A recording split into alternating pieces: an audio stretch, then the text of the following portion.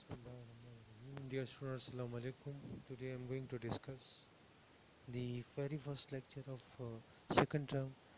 In this lecture, I am going to discuss the poem that is In Spite of War. In this poem, which is written by a poetess, her name is Angela Morgan.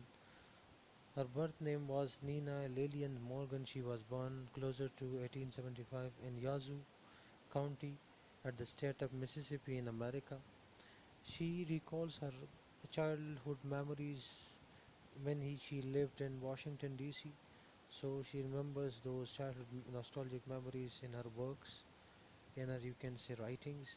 Similarly, she was a journalist by profession and she published many works in different magazines including Chicago Daily American and the New York American and the Boston American.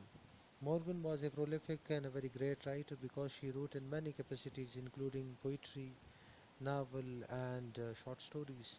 That's why she was a great and prolific American writer.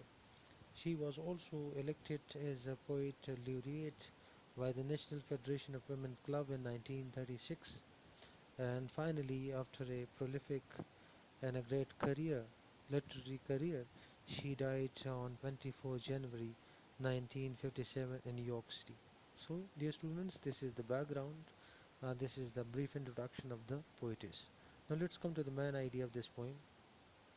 The main idea of this poem is that Morgan tries to share the destruction, the devastation of wars, and she described two world wars.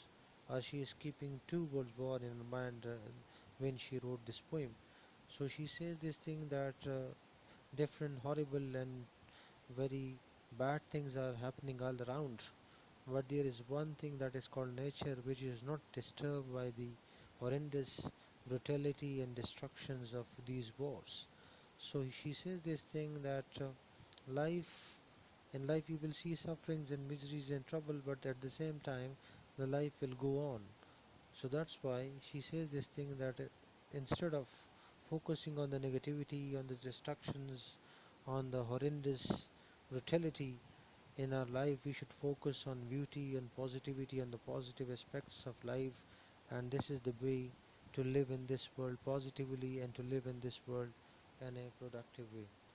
The analysis of this poem is, if we analyze each and every stanza, we can understand that Morgan's she is crying. When she wrote this poem, it seems that she is crying in the poem by describing the negative aspects of life like hatred, death, miseries, and sufferings.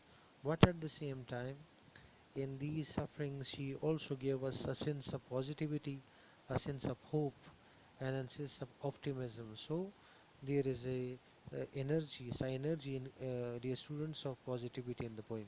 Similarly, the poem is very sad and very melancholic in its tone and tenor because she is crying due to the sadness.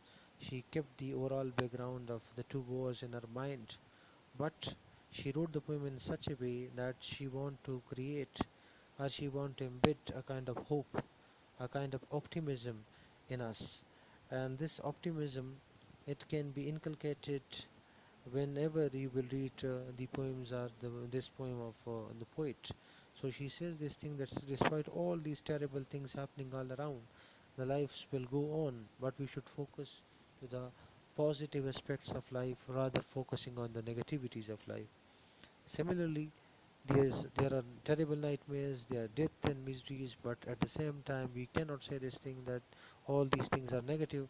There are positive things in this life, and these positive things like positivity, goodness, humbleness, all these things keep the life going on. So that's why the message of hope, the message of optimism, the message of goodness, the message of positivity is conveyed through the poem.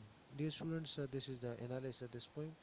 And now, by understanding the introduction, the main idea, and the analysis of this poem, I hope and I expect from you that you will paraphrase each and every stanza of the poem yourselves. Thank you so much.